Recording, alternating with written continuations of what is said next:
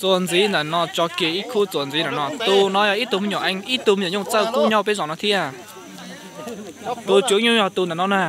tu mới nhỏ anh nó tướng rồng tàu giờ bây tôi bỏ là thâu là tướng rồng trong cả kia nữa ó sẽ cu cho su thế tự nhiên rồng gì thì nó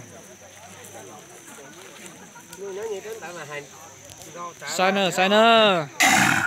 đấy à, thứ tiệt cha cháu lo là cha cháu lo nó muốn gì à? Chỉ đó, để mình mà chỉ có này sọ tai xanh giống nó, chuẩn gì này nó chọc khu nó, tụi nó lon trên trong hố chán nó toàn nữa.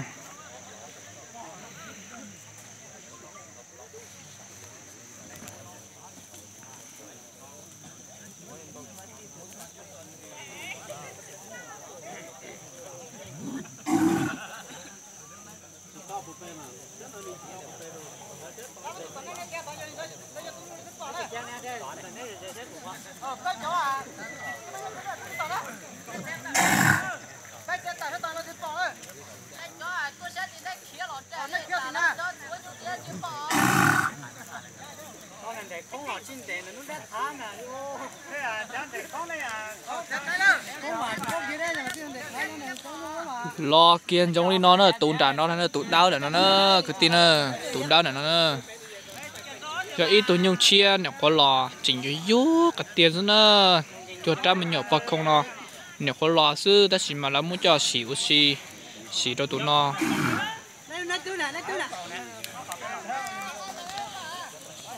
cho kia đi nó nữa tụi mấy nàng ca cái đàn rau kia ôi yo cho kia cú đi nó bị bỏ nó nữa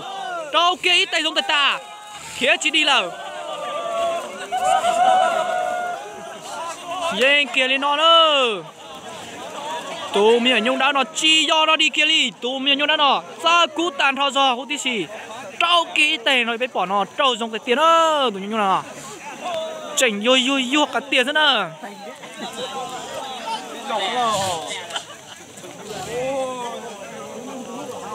sao tiền á chỉnh yo liền nó sư chỉ tao tròn á chỉnh yo liền nó sư nữa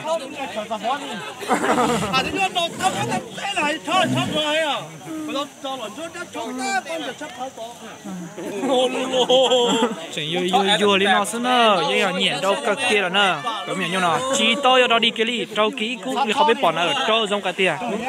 thao cú sư nữa phải một sai tổ sư của nó sao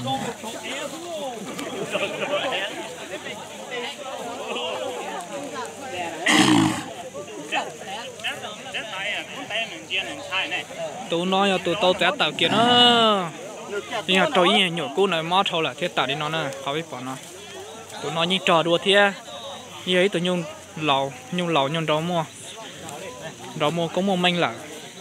tương đối như non đâu là thế liền mua chỉ xí cho tụi nhung mỏ nó tụi nhung mỏ là chia thứ ta chỉ mà này có vô là thứ ta chỉ mà in đâu hai cái tiền ô tô tụi nhung lẩu nó tao tạo kia đi nó là số tụi nhung lẩu nó như mua là cứ như thế nào sau nó chỉ chỉ tụi mỏ nó mua thay cùi bây giờ trâu trong thâu là cái tao tạo thế nó bà xia sai được lúc xia tao đây nó bây giờ cho cái cho đùa